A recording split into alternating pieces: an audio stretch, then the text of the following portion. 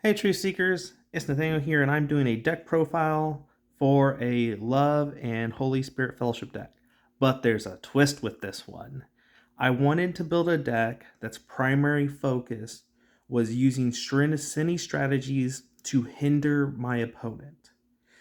So not only am I going to be trying to win by gaining points with the Love and Holy Spirit fellowship bonuses, I'm also going to try and not let my opponent win through hindrances and sinnies. All right. So to start off with here, we have Sophia, our Truth Seeker. She says if you are facing a Sinnie when your turn begins, you may draw 2 extra cards during your draw phase. So you want to be facing Sinnies because your opponent's going to want to play because this deck's going to hit them hard, getting a lot of virtue points with all this fellowship bonuses. And so Sophia is just going to reward you as you're getting punished when they play Sinnies against you. And then in addition, I'm also running 4 Love Power and 3 Holy Spirit Power. I'm choosing this ratio because I am primarily using Love and secondarily using Holy Spirit. But sometimes I need to have at least 2 Holy Spirit Power cards and 3 Love Power cards out there. So I'm just basically offsetting that by 1 so I see it more. All right. Move Sophia over here. All right, story cards. I have 2 recycling story cards, which is return 2 level 1 Animo, excluding altar cards from my discard pile to my hand. I am primarily focusing on the fellowship bonus of level 1 Animo, so this is going to be extremely helpful in getting those back.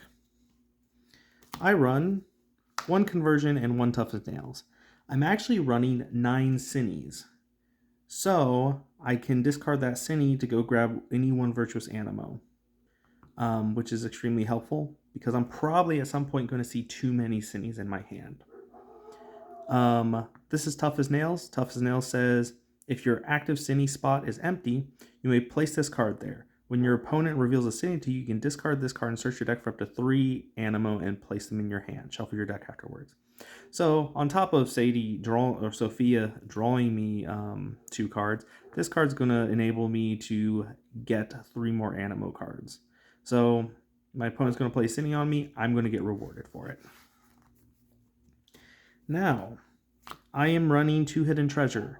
I run 2 Hidden Treasure specifically in this deck because it allows me to place 1 card in my hand on the bottom of my deck. If I do, I draw 3 cards. The Rich Fool lets me just draw the bottom 3 cards in my deck. But sometimes I'm going to see more than 1 Sinnie in my hand. And I can only play 1 at a time. So I'm going to place one of those Sinnies on the bottom of my deck, so that way I can draw 3 cards. And then I have 2 Fishing Nets. I get to draw 2 cards. This was the last card I played in my hand. I get to draw 4 cards instead.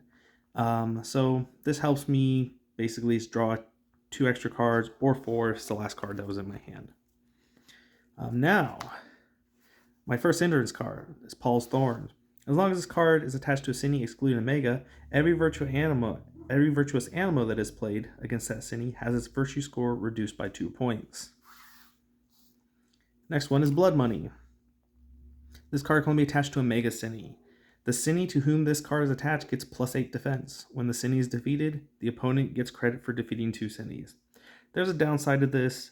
They get credit for defeating 2 Sinnies, but this is basically like playing an additional Sinnie on them. So your Mega Sinnie is going to be worth 24 instead of just 16, and that's actually a big deal. Blindfold. Blindfold says, this card may only be attached to a Sinnie with an ability. As long as this card is attached, the ability of that Sinnie may no longer be used. Instead, the Sinnie gets 7 defense. So this is kind of like adding an extra small Sinnie on them, but it can turn a 10 to a 17. So that's pretty good. Then we run 2 Millstones. Millstone. This card can be attached to a Sinnie with an ability, and this card ability nullifies the Sinnie's normal ability. The player facing the Sinnie to whom this card is attached may only activate 1 Animo per turn while this Sinnie is active. So I put this on a 10 defense Sinnie, and most Animo are not 10s. And then it also nullifies them from using fellowship bonuses. So they have to basically activate a level 2 that has 10 or higher virtue points, or they have to activate their ultras. So this card is level 2 or higher. So this card is extremely helpful in hindering my opponent. Now, moving on to the actual Sinnies. Hookworm. Hookworm says as long as this Sinnie is active, all your opponent's Animo require 1 extra universal cost in order to be activated. So I attach this to it, and now all their Sinnies or all their Animo is going to lose 2 virtue points while fighting this. And they can only activate 1 once per turn. So this can add up quite a bit. It's going to be very costly for them to activate their stuff. I can also make it a 15. Or I can just make it so they activate 1 once per turn. Moving on to Hippocritter. Hippocritter says as long as this Sinnie remains active, the actions of my opponent's virtuous Animo have no effect. So on top of that, I can do this, making them lose -2. So now their Sinnies aren't grabbing them or their Animos aren't grabbing them power cards or searching for anything. Got Blindfold, so I can negate the effect and then make it a 16, which is as strong as a Mega. Or I can just go ahead and do this, so that way they can activate 1 at a time. Globster. Alright, now here's a real target. As long as this Sinnie remains active, your opponent must discard the top card of their deck as soon as their turn begins before drawing cards. I actually don't have him in here for the ability. I have him in here, so that way I can make him a 17. Make this so they can only activate 1, or this. Because this stacks. So basically, making him a 17, that's stronger than a Mega. Having them reduce their power, or only being able to activate 1. These cards negate their ability. So this ability isn't great, but he's a 10 defense, Sinnie. Okay?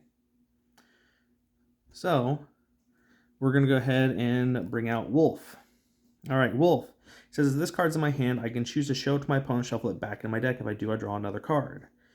This is a great utility because sometimes I mentioned I'm going to draw multiple Sinnies in a turn and I just don't want to see them all the time. So shuffling Wolf back prevents me from having to use a story card to do it.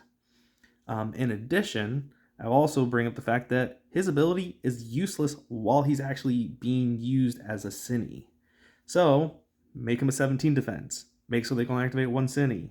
Reduce their power. It's really good. Then we got Bob Bubble.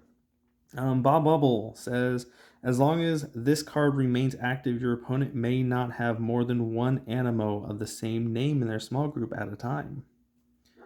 So we're going to go ahead and use this Hindrance to make it a 17, or make it so they can only activate 1 Sinnie or 1 Animo once per turn, or reduce them by 2. All right. Now I also have Scorpoon. As my opponent is tempted to continuously play Sinnies on me, they're going to come to a place where, oh look, they have 5.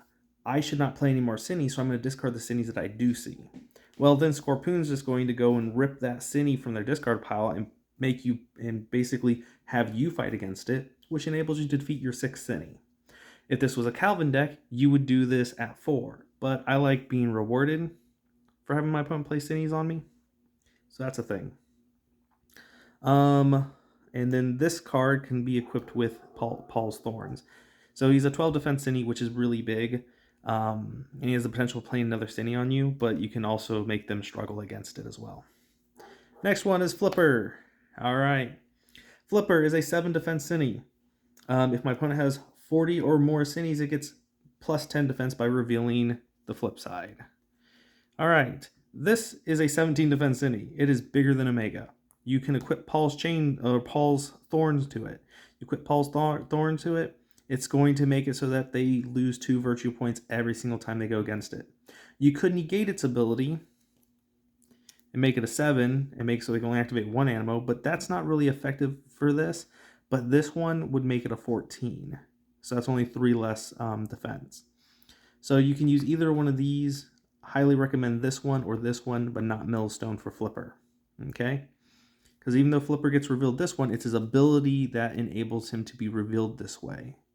So instead, once you negate his ability for one of these, he goes back to this. Alright? Now, we got Walrus. His weakness is Hopper.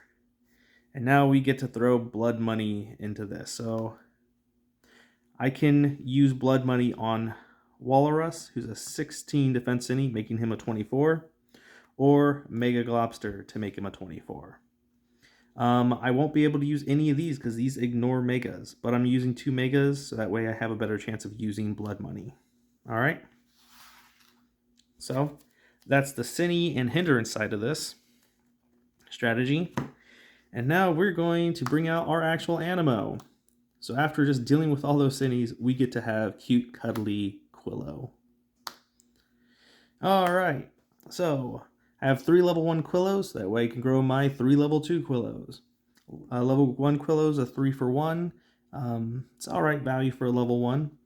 Quillo level 2 is a 4 for 1. That's not great value for level 2, but its action makes up for it. It searches the deck for either 1 special power card or 2 standard power cards. So I'm going to be grabbing 2 standard power cards every time I activate Quillo level 2.